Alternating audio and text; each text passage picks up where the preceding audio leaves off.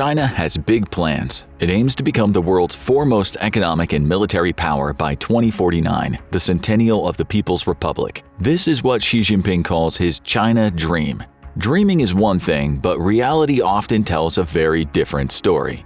True, China has been spending a lot of money on its military, and on the surface, the results appear to have paid off. The country has modernized its air force, created an arsenal of missiles, and built up its navy. However, these efforts didn't stop a scandal from breaking out in late 2023 and early 2024 that brought significant embarrassment to China's military, and that was only the tip of the iceberg. Beneath the hood of this grandeur, all is not as it seems. Behind the glittering facade, China faces personnel, logistics, command, and even equipment problems that would prove troublesome in a real war. In this video, we'll look at some of the reasons why China's military is actually weaker than you think. Number 10. Keeping its soldiers alive is one of the more important things a military organization can do. The loss of too many soldiers not only risks the political capital needed to keep a war effort going, it also ensures the loss of experienced troops, forcing the need to call up less experienced replacements. These less experienced replacements tend to die faster, and so a cycle is created. Russia has experienced such a spiral in its war in Ukraine. The steady influx of poorly trained conscripts has resulted in the Russian military taking more casualties than Ukraine, even in the times it's been on the defensive, as was the case in the Zaporizhzhia campaign a year ago. Providing proper body armor goes a long way in keeping soldiers alive on the battlefield. This has proven to be a notorious problem in the Russian ranks, especially for the soldiers that were mobilized after the war began. These troops tend to come from the country's poorer and minority backgrounds, who cannot easily afford the body armor the Russian state has often been unable to supply. Russia turned to China to provide components or completed sets of body armor to mitigate some of these disadvantages, but as it turns out, the Chinese equipment hasn't done dashingly. Ukrainian soldiers that have captured some sets of Chinese body armor have taken to selling them online. Tests of the same armor in the American military laboratories provide some clues about the reasons why. The ceramic plates in the Chinese body armor succeeded in stopping common small arms rounds, like the 7.62mm, meaning that these bullets would not puncture the body of the soldier wearing the vest. However, the plates also showed significant deformation from the impact, meaning that they would not be as effective in preventing their wearer from suffering blunt force trauma. They failed to stop and disperse the energy. Significant injuries or deaths would be common to the wearer of this particular form of body armor. Since many Chinese soldiers would be wearing similar body armor in a confrontation, we can expect similar results on the battlefield. Maybe the soldiers in China's People's Liberation Army understand this, which brings us to number 9. Service in the armed forces of some sort is mandatory in China, but the military nevertheless has trouble keeping its ranks intact. In January 2011, the PLA announced it would be giving its troops a 40% pay increase, particularly for troops stationed on the border and promising officers. This decision was made in an effort to boost recruitment of career soldiers, especially among troops with college degrees, which the Chinese brass wants to make up 70% of the total going forward. Incentives for future employment are part of the strategy too, as China's state-owned enterprises give preferential treatment to PLA veterans. This and the pay raise seems to have worked in boosting desired recruitment. However, China is falling far short of retaining its personnel, especially the most talented among them. Only 35% of troops who completed their service in the PLA chose to re-enlist to active duty. Even fewer of those who had college degrees have chosen to stay. In contrast, 55% of the total troops across the branches of the U.S. military re-enlist. This ensures the creation of steady career officers and NCOs with experience that pays dividends in an actual confrontation. China does not have similar resources to call on. Senior officers in the Chinese military are also lowly paid. For example, a colonel in the PLA made about $37,200 per year in 2021. Brigadier generals made $42,000. This is less than a private in the U.S. Marine Corps who made $43,800 in the same year. Additionally, China does not have an equivalent to the U.S. Department of Veterans Affairs. Veteran care and benefits is much less robust than in the United States. China might have a large defense budget, but it spends its money unevenly. Weapons and equipment are prioritized over compensation for personnel. This is a problem for recruitment, retention, and building capable, experienced soldiers. It also has led to corruption. For example, there have been reports of Chinese officers selling the solid fuel in their units' missiles to use as flammable material for cooking food. Russia's incompetent handling of its invasion in Ukraine proved how much personnel can matter in conducting a conflict. Corruption within the Russian ranks has ensured that troops are not adequately supplied, ballooning casualties. China would likely face many of the same problems in a war even with its smaller neighbors, let alone the United States. Problem number 8 is that China's Navy lacks aerial capability. In contrast, the United States Navy is as capable in the skies as it is on the seas. It has the world's second largest number of total aircraft for any military force, just behind the U.S. Air Force. The U.S. Navy, in fact, flies about as many aerial missions as the Air Force does. Such missions give it an intelligence and experience advantage that China cannot compete with in the skies above the waves. China, on the other hand, has a serious shortage of trained naval aviators. It may have built the world's largest navy and prioritized maritime warfare in recent years, but this is atypical of China's historical experience. With the brief exception of the treasure fleets commanded by the Admiral Zhang He in the early 15th century, China has been a land power, concentrating on creating the strong army it needed to defend its long frontiers. To this day, China is tied with Russia at having the most neighbors, bordering 14 other countries. Not all of these frontiers are naturally defensible, meaning that China must maintain a comparatively larger land force than the US. Nevertheless, because of China's containment within the First Island chain and its vulnerability to a hostile power cutting off its maritime trade routes, Beijing has felt the demand for a strong naval force. Unfortunately for the Communist Party, institutional knowledge and experience doesn't come as easily as building new equipment. Traditionally, China's Navy and Air Force trained in the same institution, a tell about its new kid-on-the-block status when it comes to naval aviation. This was contrary to more experienced maritime countries, and China's Navy finally established an independent school to train its aviators in 2017. However, the institution has lacked the expert knowledge and equipment needed to train China's naval aviators up to the standards of their American counterparts. It will be a long time to accrue the experience to reach parity with the US. China's equipment is also lacking in this area. Its current plane for training aviators for carrier-based missions is the JL-9G. This plane is too slow and too light to produce all of the maneuvers needed to take off and land on a carrier, which is why pilots need to train on land-based simulated carriers. China also lacks carrier planes. The Shenyang J-15 Flying Shark is its go-to plane for now, but only 60 have been built as of 2023. The end result? China might have 3 aircraft carriers with a 4th on the way, but it will struggle to fully staff those carriers. What good is an aircraft carrier without aircraft or pilots? At that point, you've only built an expensive parade ship. Number 7. More ships does not mean more power. China's Navy has a lot of vessels, but most of these are lighter, less combat-ready ones, like corvettes and frigates. China's Navy has no cruisers and 49 destroyers, compared to America's 22 cruisers and 70 destroyers. China therefore remains far behind the US in ship tonnage. As of 2022, the plan had a combined total of about 1.3 million tons between all of its ships. The US Navy had about 4.5 million tons.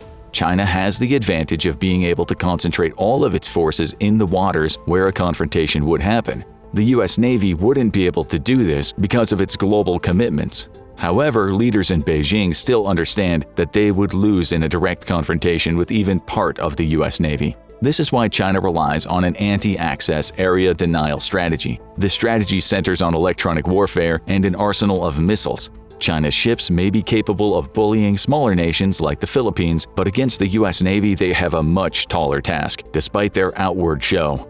Number 6. China is even more severely lacking in underseas warfare. Although it's developing 2 new nuclear submarines, the Type 95 and Type 96, that would make up for some of its disadvantages, these are still years away. In the meantime, China is operating mostly with diesel-electric submarines that don't have the depth, speed, or staying power of America's nuclear submarines. Meanwhile, its current nuclear submarines, the Type 93 and 94, are few in number and very noisy. They're too small to cancel noise effectively, making them easy to discover by a competent anti-submarine force. Meanwhile, China is lacking in anti-submarine warfare experience, and this will be even harder for it to get than the new submarines. China hopes to break the threat that the US submarine fleet poses to it at critical choke points in the First Island chain, but this hope is still many years away.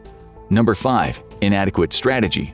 As mentioned, China relies on an anti-access area denial strategy to mitigate some of the disadvantages it would face in a direct confrontation with the US military. However, the United States has methods to mitigate the strategy. Its advantage in submarine warfare is one, but even some surface vessels, like the 3 Zumwalt-class destroyers, would be hard for China to detect. America's stealth aircraft are also present in the region. All of these assets can be armed with long-range missiles that can destroy critical infrastructure, like China's artificial islands, even before their platforms enter the A2AD zone.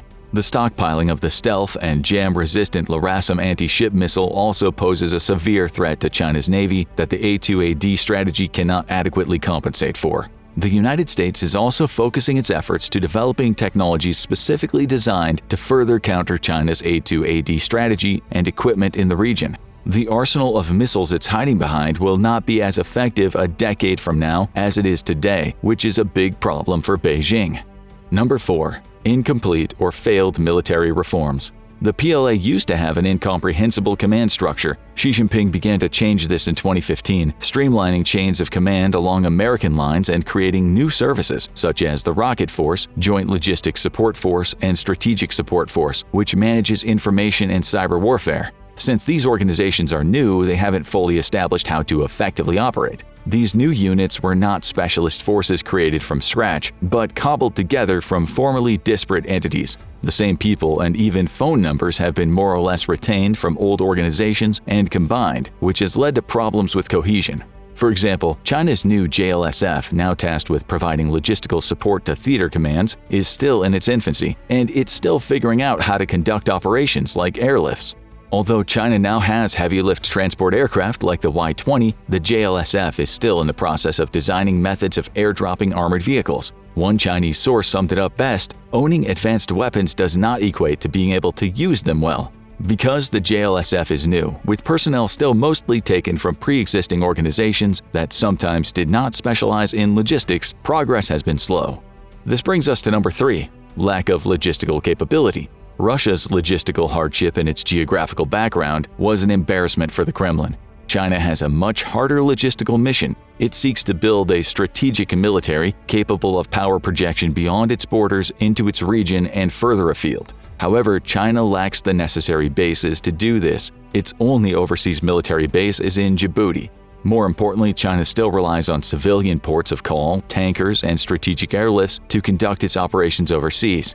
This is part of China's military-civil fusion strategy, which has some benefits, but a lack of specialized military transports severely limits Beijing's ability to project power overseas. Civilian technology cannot fully compensate for all military functions. It simply cannot bring as much stuff to a fight over the same distances as the United States can, despite the American homeland being even further away from contested regions of the world. China is slowly growing more capable, with 67 Y-20 military transport aircraft in its fleet as of 2023, but production has been slow. In 2014, China's Air Force recommended the acquisition of 400 Y-20 aircraft by 2030, but Jane's estimates the most realistic goal is between 100 and 125. China will therefore continue to rely on civilian transports, which will weaken its ability to deploy troops and specialized military equipment. China's lack of equipment and experience in logistical operations over vast distances would be a big problem in a confrontation, which leads us to the next hidden weakness. Number 2. China's military has not seen combat in half a century. The last time was the brief Sino-Vietnamese War in 1979. This conflict came after Vietnam invaded Cambodia and overthrew the Khmer Rouge regime of Pol Pot. China's initial attack across the border achieved modest successes, but the PLA wound up performing poorly against the battle-hardened Vietnamese troops and failed to succeed in its goal of dislodging the Vietnamese from Cambodia. Nonpartisan sources estimate that China suffered between 7,900 to 26,000 deaths and between 23,000 and 37,000 wounded. Vietnam's total casualties may have been between 20,000 and 50,000. Since the war lasted for only a few weeks, the losses were high and made worse for the PLA because it usually did not face Vietnam's most elite units. PLA troops succeeded when they had significant enough numerical superiority to overwhelm the defenders in costly frontal assaults, a little like Russia's situation in Ukraine today. And recall that Russia's military had more experience before its costly invasion than China currently has. China has conducted routine drills, including with partner countries like Russia, in an attempt to get its units more experience, but there is no substitute for the real thing. China's show of military prowess off Taiwan in recent years is a clear demonstration of the increase in its power. The comparison between now and the Third Taiwan Strait crisis of the mid-1990s is obvious. Yet these are still just demonstrations. Russia's military was good at making demonstrations before its invasion of Ukraine revealed deep-rooted problems. China's military is almost certainly the same, which brings us directly to the last big problem on the list. Number 1. By law, the People's Liberation Army in all of its branches is not even a national military. It is the Communist Party's armed force representing its wishes and doing its bidding, not the nation's. For all of the progress it's made on the equipment front, the PLA cannot shake off this ideological mandate. 20 to 30% of the training time for a soldier in the PLA is spent on ideological functions, with 40% of the time in induction training spent on such tasks. The PLA also has political commissars. These troops have an official rank equivalent to commander and ensure that all soldiers in their units, which they have dossiers on, are behaving correctly. The commissars must approve any promotion or disciplinary action, which in effect makes them superior to even the commanding officer of a particular unit. The commissars also act as the unit's spiritual, mental health, and welfare officers. This is not something the PLA can change. Lessening the ideological training and power of political officers would negate the military's quality of being the armed forces of the Communist Party rather than the nation. China cannot make its military apolitical. A politicized military is essential to keeping the Communist Party in power.